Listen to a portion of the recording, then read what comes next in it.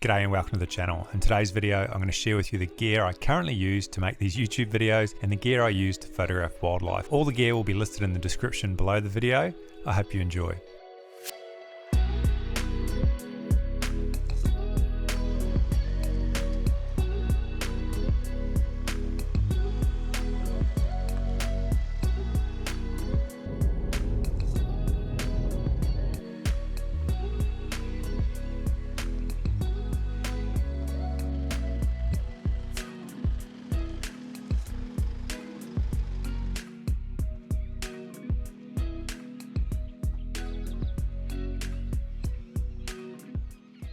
Alrighty, let's start with the gear that I use to film these YouTube videos. That intro that you just saw, obviously there was a lot of drone footage in that, and I've just picked up myself a DJI Air 2S drone. I'm brand new to drone flying, so it's going to take a bit of learning, but I'm excited about it because it just gives you a bit more context. You know, those drone shots showing all these dead trees. I'm currently in Winton Wetlands, which is in northeast Victoria, Australia. It just gives you an idea of where I am, and I think that's important going forward. So those shots from underneath the truck and when I drove over the camera and inside the cabin, that's actually filmed with this little Instago 360. All right, so I actually reached out to Instago 360 and inquired whether they'd be willing to send me this camera to try. And they did actually agree, so thank you very much. They sent it to me. The reason I wanted this camera is just for those unique point of view shots. And the main one is actually this clips on to the front of my hat. And then whatever I'm doing when I'm reaching into my camera bag or I'm out and I'm doing things, this camera is going to pick up this point of view, which is actually really cool, and I look forward to using that going forward. It does shoot in 1440p, has some really cool image stabilization. All right, so what camera am I actually using to film myself like all these pista cameras? I'm actually using the Canon R6. Now I was using this for stills, but since I got the R5, the R6 is now my dedicated film camera. And it's awesome because it's got the flippy screen so I can see myself in there, and it's got the eye tracking. So the auto eye is fantastic, so I should always be in focus and I don't need to worry about that. The lens that I'm using is actually the 35 IS macro RF, and it's a great little lens. It's not that expensive and it's wide enough to get everything that I need.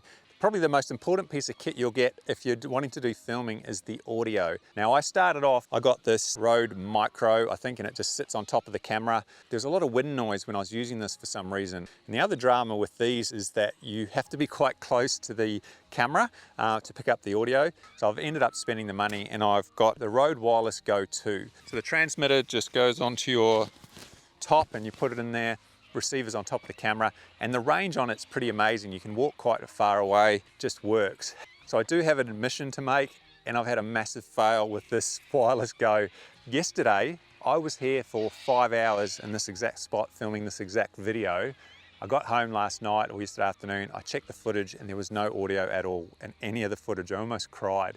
Thought, what's going on? The light was flashing on the mic. Why wasn't it working? Well, it turns out that when the mic's on, if you press this button here once while it's on, it actually stops the audio. I don't know how I did it, but I've obviously pushed that button at some point and it's turned the audio off. I think this lesson is important, that you have to fail to learn, and I've failed quite a lot, and by failing you won't make those mistakes again. So the tripod that I'm using to actually film myself on, I didn't want to spend a fortune because it's just holding this small camera. So I actually picked up a really cheap tripod online. I think it was like 50 US, came with a ball head, and I wasn't expecting to have it for an extremely long period of time. Believe it or not, I've had it for over a year. It hasn't let me down. I'll continue to use it. So it just goes to show you don't need to buy the very best. Sometimes just the cheapest will do. Alrighty, so I'm going to actually go and photograph some grebes and some ducks, hopefully. So I need to get myself nice and low. And you've probably seen this in my previous videos, but I have got a specific bit of gear that lets me get down low. And that is this Skimmer Ground Pod. This enables me to mount my gimbal on top of here, and then I've got a really low shooting angle, which is really, really good. Obviously it's taken a bit of a pounding, this one. I've had it for 10 years. It's expensive, but it's never let me down and continues to work. So on top of that goes my trusty gimbal. This is the Induro GHB2. This is probably the bit of kit that needs replacing the most. I've put this through the wars. Unfortunately, it's been to the beach. It's had sand in it. It's pretty grindy. It's not very smooth. The horizontal lock no longer works. I've actually got to use vice grips to actually put it onto my tripod. That's how old it is, but it still works. But I will look at replacing this at some point. So how about we put this onto the ground pod and then we'll put the lens on top of here. Alrighty, so the camera that I'm going to use today is my Canon R5. This is my primary camera for shooting wildlife. The 45 megapixels is excellent. The auto eye is fantastic, 20 frames per second.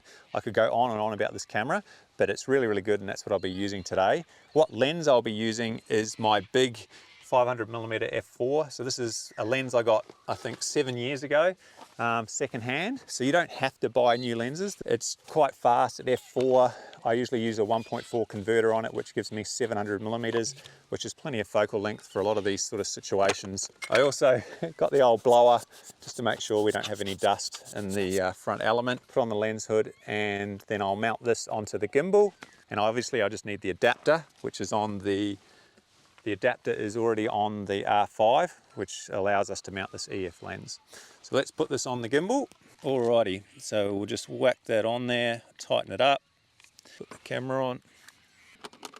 So one other bit of kit, I don't think I'll need it today, but that, well, there's a cockatoo on a tree stump over here.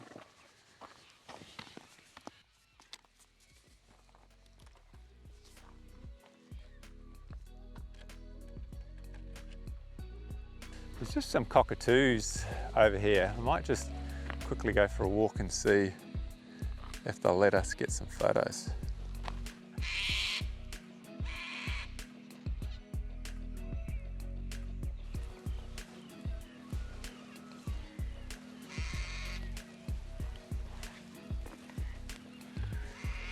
Just trying to make as little noise as possible.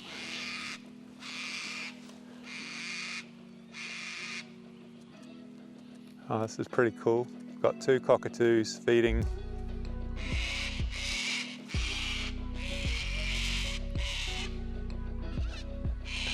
Lovely sound.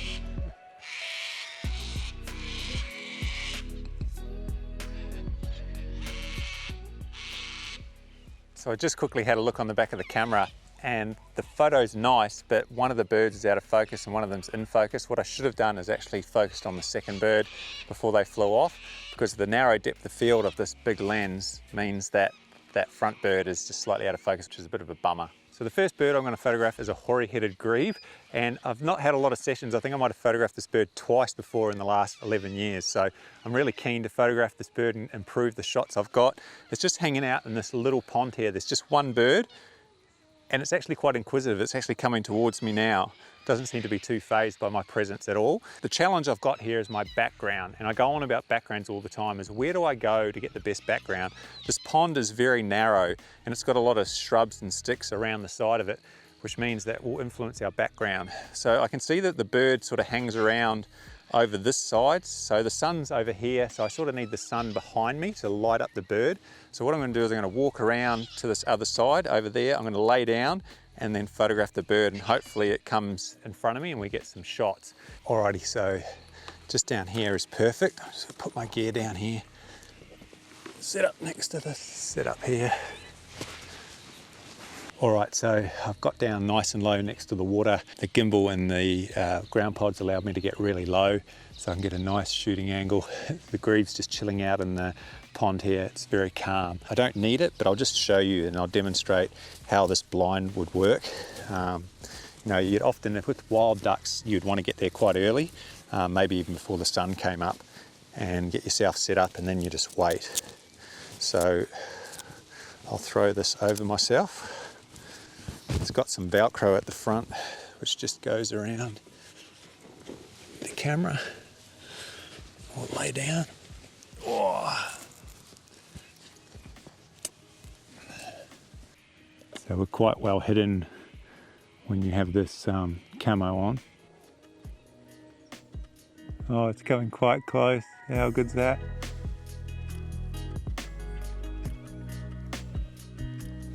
Beautiful.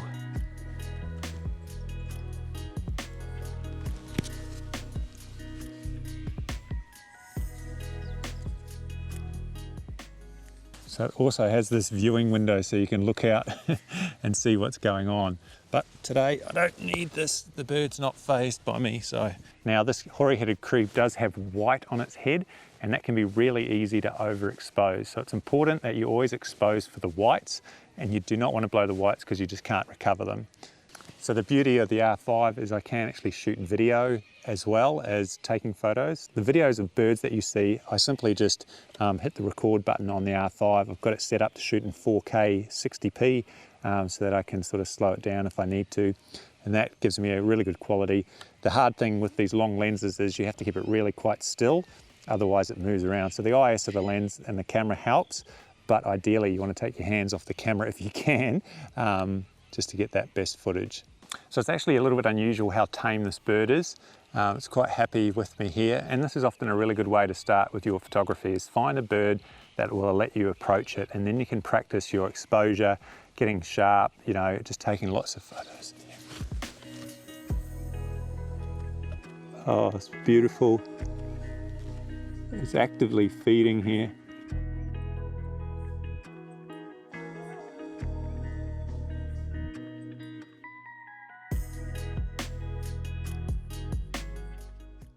All right, so I've got a few key things that are helping me get nice shots this morning. First one is the bird's allowing close approach. So if you can find a bird that's tame, allows you to get close, you're going to get much better quality.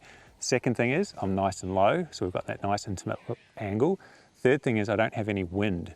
So the water is just calm and there's no ripples. As soon as we start getting wind and ripples, we start getting these white bits in your photos and it doesn't look that appealing. I'd much rather a solid color, and the color generally reflects off the habitat around the water. So if you're shooting water birds, try and do it without any wind whatsoever. Got a high shutter speed so I can freeze the action. And you know, that's about it. Just enjoy yourself. I'm shooting in electronic mode on the R5, gives me 20 frames per second.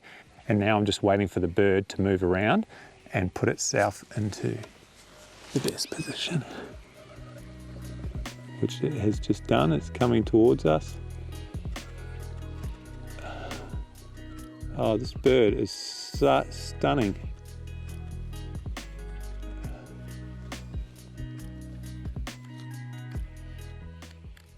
So these hoary-headed grebes have this, all these white feathers on their head, which makes them quite unique and very, very cool. And as I mentioned, this is only my third session with this species, so I'm absolutely stoked to find this bird here, for it to be tame and to get some shots. Just magic.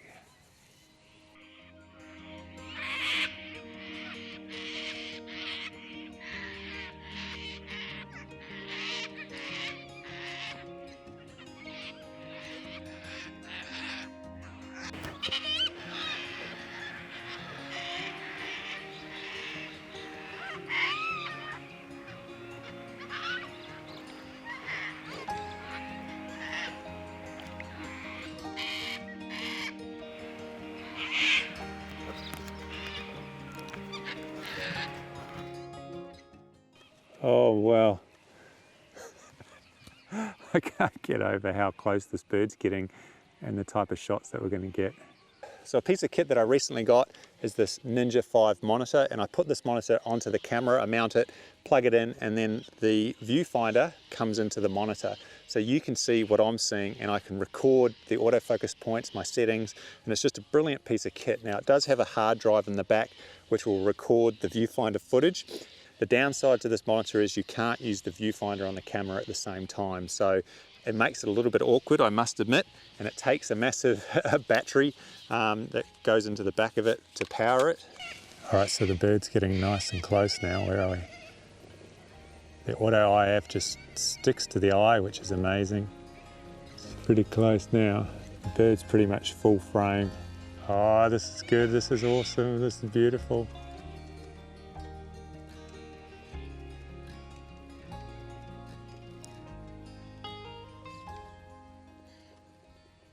All right, so on the other side of this road is a bigger pond, and I think there might be some Australasian grebes, so I might just quickly go over there and see if we can't get some shots of them. So we'll go and do that now. All right, so another bit of gear you've probably seen in my videos is this DJI Pocket 2 gimbal camera. I'll often mount this on the top of my camera so you can see what I'm seeing, and I'm going to use it now over with these grebes. I'm going to head over there and use this, and now it does have an option of a wireless mic that connects, and you can just put that on, and it works awesome, to be honest, and it's a really good kit. If this is just all you wanted for YouTube to start off with, this could well be what you could start with.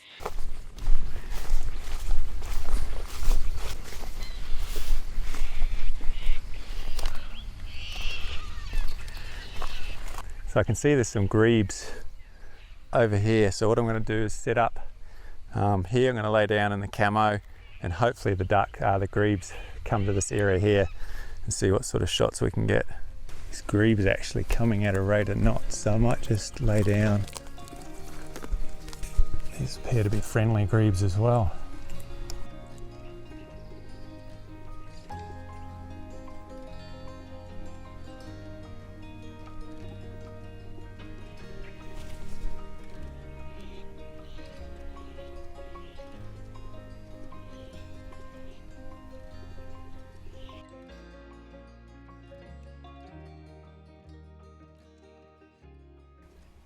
Got some curious grebes around here.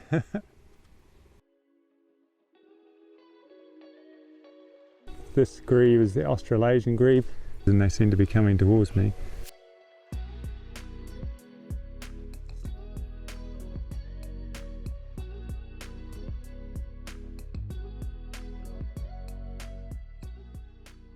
So I'm not happy at all with the water here. It's just too ripply. Down the end, towards the end of the lake, it's not quite as ripply, so I might go down there. So as you can see, the water here isn't quite as ripply as it was, so I'm going to lay down here and hope that the birds come around these reeds here. So I'll set up and see if we can't get them to come around here. Oh, stuff is spiky.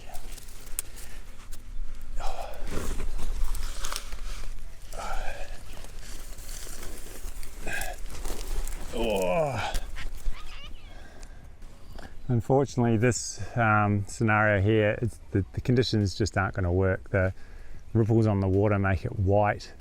We're just never going to get nice shots, so I'm going to have to try and find something else to photograph, unfortunately, but that's the way it goes. I can see quite a few swallows flying around in here and perching.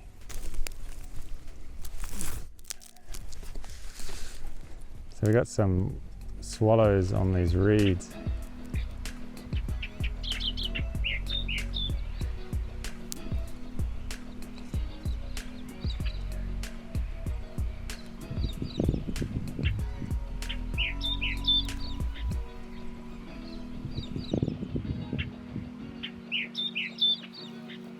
So I think that was a reed warbler that was just singing in the reeds, and we got a couple of shots.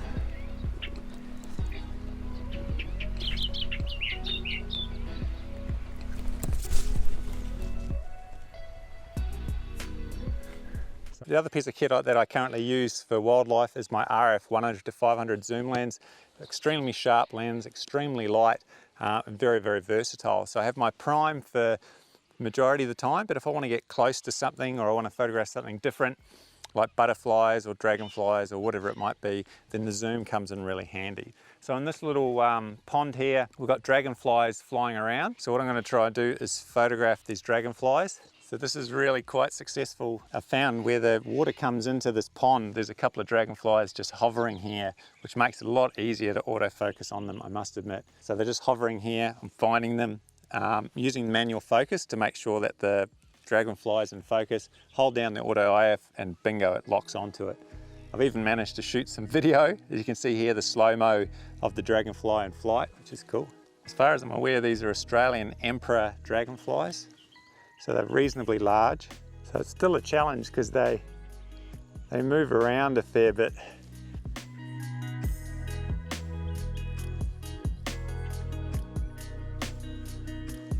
The fact that the autofocus can even pick up the dragonfly, focus on it and take a photo is just incredible. All right, oh, this is incredible. How good's this?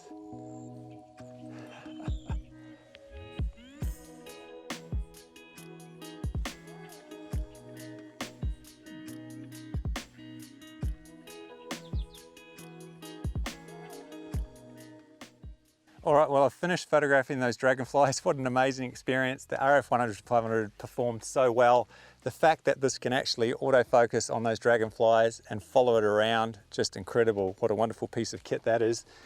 As I was filming the outro, I actually heard a golden-headed Cisticola calling from the long grass. So I've quickly whacked on the 2x converter onto the 100-500. I've walked over there and I managed to get some shots as it was in the grass calling away. I really like the sort of complementary colours between the grass and the actual bird.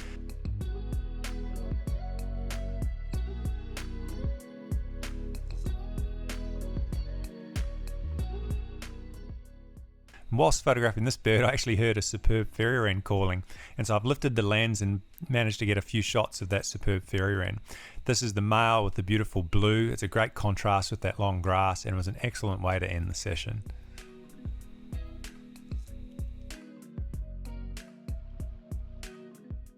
You know, the 500 performed really well with the Grebe, made it big. We've got really good IQ, very, very happy. All the gear I used today performed excellently.